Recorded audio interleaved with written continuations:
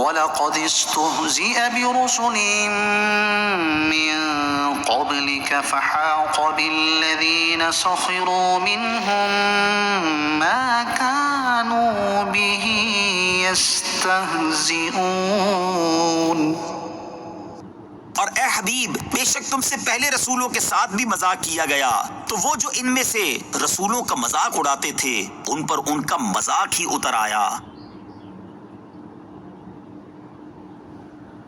کفار نبی کریم صلی اللہ تعالیٰ علیہ وآلہ وسلم کا مذاق اڑاتے، جس سے حضور اقدس صلی اللہ تعالیٰ علیہ وآلہ وسلم رنجیدہ ہوتے۔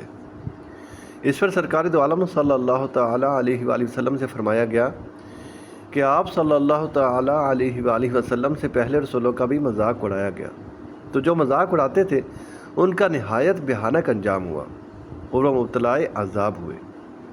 اس میں نبی کریم صلی اللہ تعالیٰ علیہ وآلہ وسلم کی تسلی و تسکین خاطر ہے کہ آپ صلی اللہ تعالیٰ علیہ وآلہ وسلم رنجیدہ و ملول نہ ہوں۔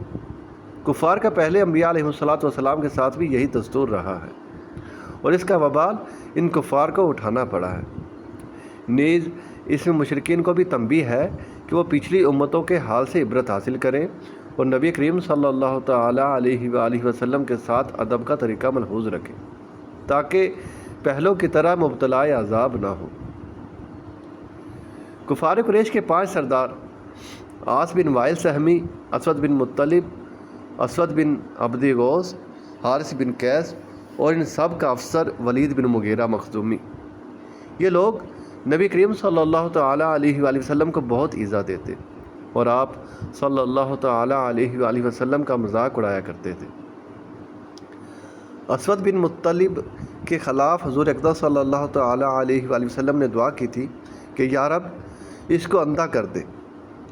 ایک روز تاجدار رسالہ صلی اللہ تعالیٰ علیہ وآلہ وسلم مسجد حرام میں تشریف فرما تھے کہ یہ 5 آئے اور انہوں نے حسب دستور طعن اور مذاق کے کلمات کہے اور طواف میں مشغول ہو گئے۔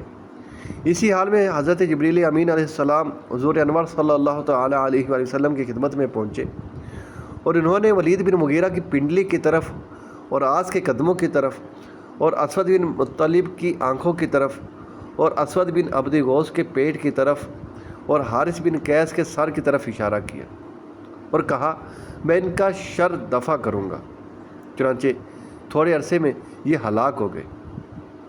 ولید بن مغیرہ تیر فروش کی دکان کے پاس سے گزرا تو اس کے تہبند میں ایک تیر کی نوک چبھ گئی، لیکن اس نے تکبر کی وجہ سے اس کو نکالنے کے لیے سر نیچا نہ کیا، اس سے اس کی پنڈلی میں زخم آیا اور اسی میں مر گیا۔ عاص بن وائل کے پاؤں میں کانٹا لگا اور نظر نہ آیا، اس سے پاؤں ورم کر گیا اور یہ شخص بھی مر گیا۔ اسود بن مطلب کی آنکھوں میں ایسا درد ہوا کہ دیوار میں سر مارتا تھا، اسی میں مر گیا اور یہ کہتا مرا کہ مجھ کو محمد صلی اللہ تعالیٰ علیہ وآلہ وسلم نے قتل کیا۔ اور اسود بن عبد غوث کو ایک بیماری استسقاء لگ گئی۔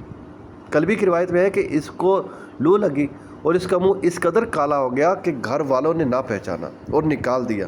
اسی حال میں یہ کہتا مر گیا کہ مجھ کو محمد صلی اللہ تعالیٰ علیہ وآلہ وسلم کے رب نے قتل کیا۔ اور حارث بن قیس کی ناک سے خون اور پیپ جاری ہوا، وہ اسی میں ہلاک ہو گیا۔